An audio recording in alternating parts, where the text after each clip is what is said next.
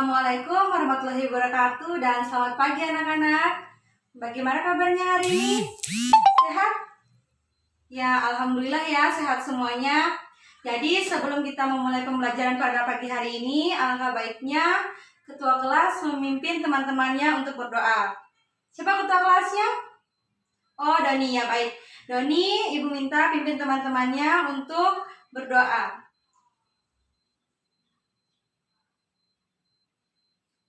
Ya, terima kasih untuk Doni telah memimpin teman-temannya berdoa pada pagi hari ini. Jadi di sini Ibu baru pertama kali ya mengajar di kelas kalian. Udah ada yang kenal sama Ibu? Oh, belum ya. Jadi Ibu di sini izin memperkenalkan diri. Perkenalkan, nama Ibu Niwayan Sinta Indra Dewi. Kalian bisa manggil Ibu Sinta atau Ibu Wayan. Baik, ini pertemuan kita yang pertama kalinya ya, di mana Ibu di sini mengajar pelajaran bahasa Indonesia. Yang mana pada pagi hari ini Ibu akan membawakan materi tentang teks laporan hasil observasi. Nah, sebelum lanjut lebih jauh, alangkah baiknya kita mengetahui apa tujuan pembelajaran kita pada pagi hari ini. Adapun tujuan pembelajaran kita pada pagi hari ini yaitu mengidentifikasi teks laporan hasil observasi yang telah dipresentasikan dengan tulis maupun lisan. Nah, Ibu mau tanya sekarang, ada yang udah pernah dengar belum apa itu teks laporan hasil observasi? Ya, Ibu akan jelaskan apa sih itu teks laporan hasil observasi. Nah, teks laporan hasil observasi adalah teks yang berfungsi untuk memberikan informasi tentang suatu objek atau situasi yang telah diadakan penelitian. Nah, tadi kan Ibu sudah menjelaskan apa sih itu pengertian dari teks laporan hasil observasi. Sekarang kita lanjut ke ciri-ciri dari teks laporan hasil observasi. Nah, anak-anak, ada yang bisa menyebutkan salah satu ciri-ciri dari teks laporan dari hasil teks observasi tersebut? Ya, betul sekali. Yang pertama yaitu bersifat objektif. Nah, yang kedua, di sini dia ditulis berdasarkan fakta. Terus yang ketiga, tidak mengandung hal-hal yang bersifat menyimpang, di mana di sini tidak mengandung hal-hal yang berupa dugaan-dugaan. Nah, yang keempat, ditulis secara lengkap. Nah, di sini kan kita pengertian teks laporan hasil observasi udah, ciri-cirinya udah. Nah, yang sekarang yang ketiga yaitu menyusun ringkasan teks hasil observasi. Menyusun ringkasan teks laporan hasil observasi. Nah, di sini ada yang tahu nggak gimana cara kita menyusun ringkasan teks laporan hasil observasi? Oh ya, baik Doni, silahkan Anda menjelaskan bagaimana cara kita menyusun ringkasan teks laporan hasil observasi. Ya, betul sekali yang dikatakan oleh Saudara Doni, yang mana cara menyusun ringkasan teks laporan observasi adalah yang pertama kita membaca laporan teks tersebut, yang kedua mencari pokok-pokok teks informasi. Nah, gimana cara kita mencari teks pokok-pokok informasi tersebut? Nah, caranya untuk menemukan teks pokok-pokok informasi kita harus menemukan kalimat utamanya terlebih dahulu. Kita masuk poin yang keempat yaitu unsur-unsur kebahasaan teks laporan hasil observasi. Nah, di sini ada yang tahu apa saja unsur-unsur kebahasaan tersebut? Ya, silakan angkat tangannya yang tahu ya. Jangan takut salah. Di sini kalau salah Ibu nggak akan marah. Kita di sini sama-sama belajar ya. Ya, betul sekali Fitri. Yang pertama yaitu memuat frasa atau kelompok kata seperti verba dan nomina. Ya, ada yang tahu lagi yang kedua?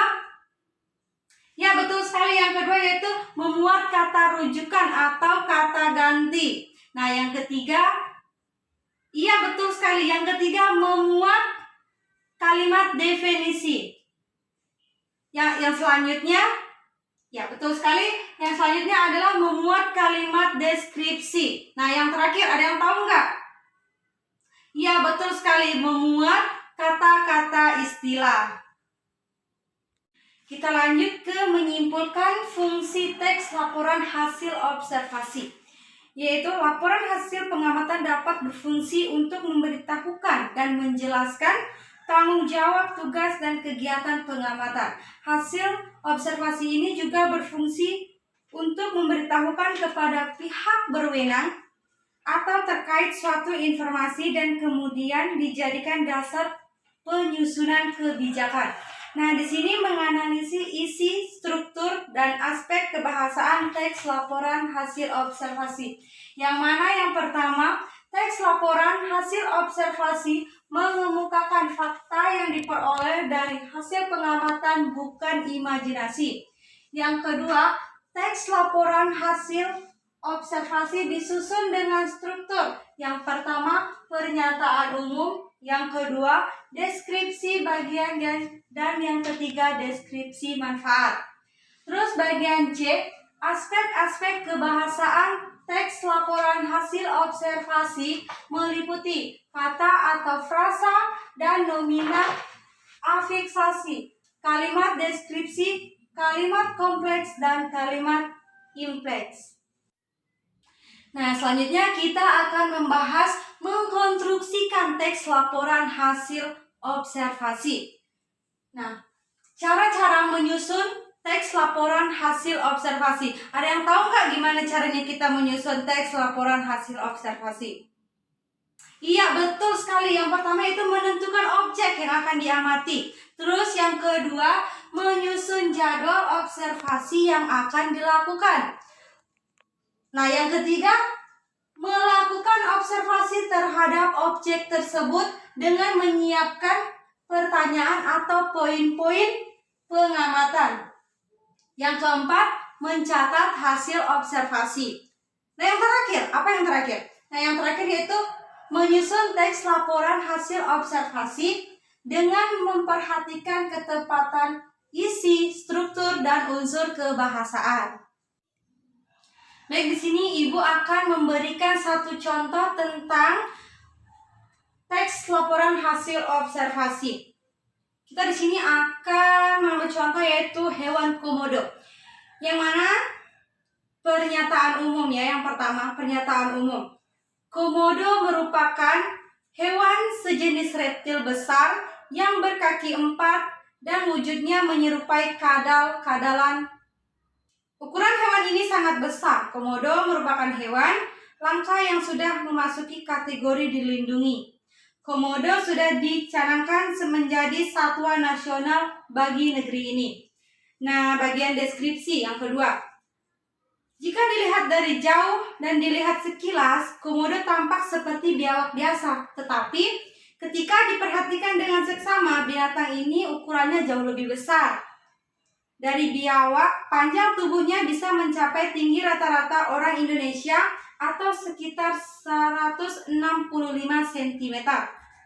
Panjang ekor serta panjang badan sehingga membuat panjang total hewan ini menjadi sekitar 3 meter lebih. Komodo memiliki badan yang panjang, lebar, dan kepalanya yang besar.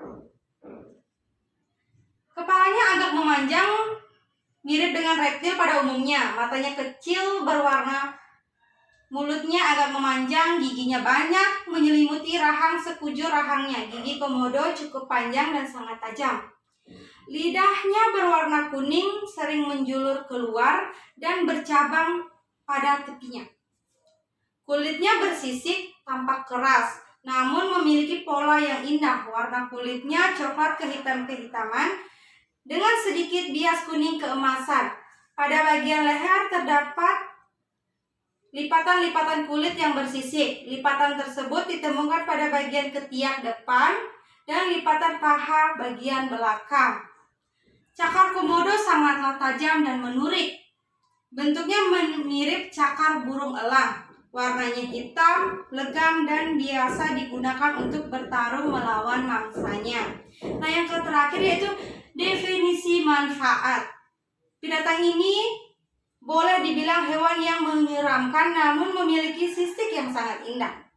Dan tubuhnya kekar serta gagah. Komodo merupakan suatu di antara satuan nasional yang harus dipertahankan sebagai salah satu bukti nyata kekayaan negeri ini. Nah, itu tadi contoh dari teks hasil observasi.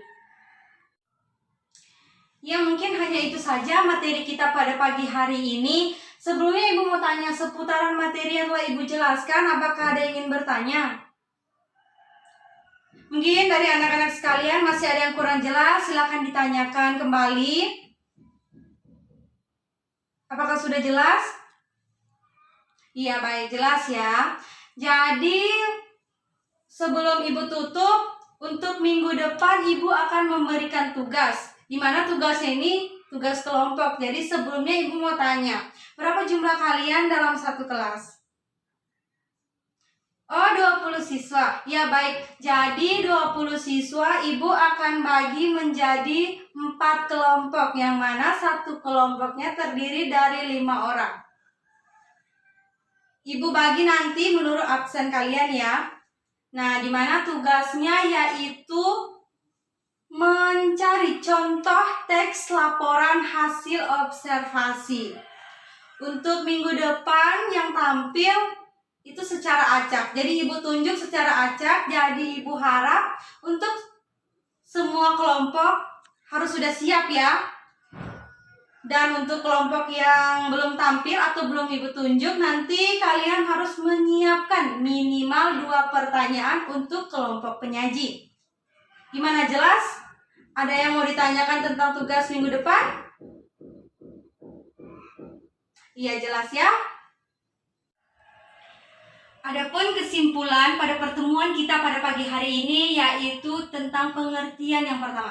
Pengertian dari teks laporan hasil observasi, yang mana teks laporan hasil observasi adalah teks yang berfungsi untuk memberikan informasi tentang suatu objek atau situasi yang telah diadakannya penelitian. Terus teks laporan hasil observasi mengemukakan fakta yang diperoleh dari hasil pengamatan, bukan dari imajinasi. Terus teks laporan hasil observasi dengan struktur yang pertama pernyataan umum, yang kedua deskripsi bagian, dan yang ketiga deskripsi manfaat. Selanjutnya aspek-aspek kebahasaan dari teks laporan hasil observasi. Yang pertama meliputi kata atau frasa. Yang kedua afiksasi, kalimat deskriptif, kalimat kompleks, dan kalimat simpleks. Nah, cukup sekian pembelajaran kita pada pagi hari ini. Jika ada kata-kata Ibu yang tidak berkenan di hati kalian, Ibu mohon maaf. Dan untuk sekretaris kelas nanti di absen ya. Dan untuk minggu depan jangan lupa tugasnya ya. Nah, sekian aja. Ibu akhiri dengan Wassalamualaikum warahmatullahi wabarakatuh dan selamat pagi anak-anak.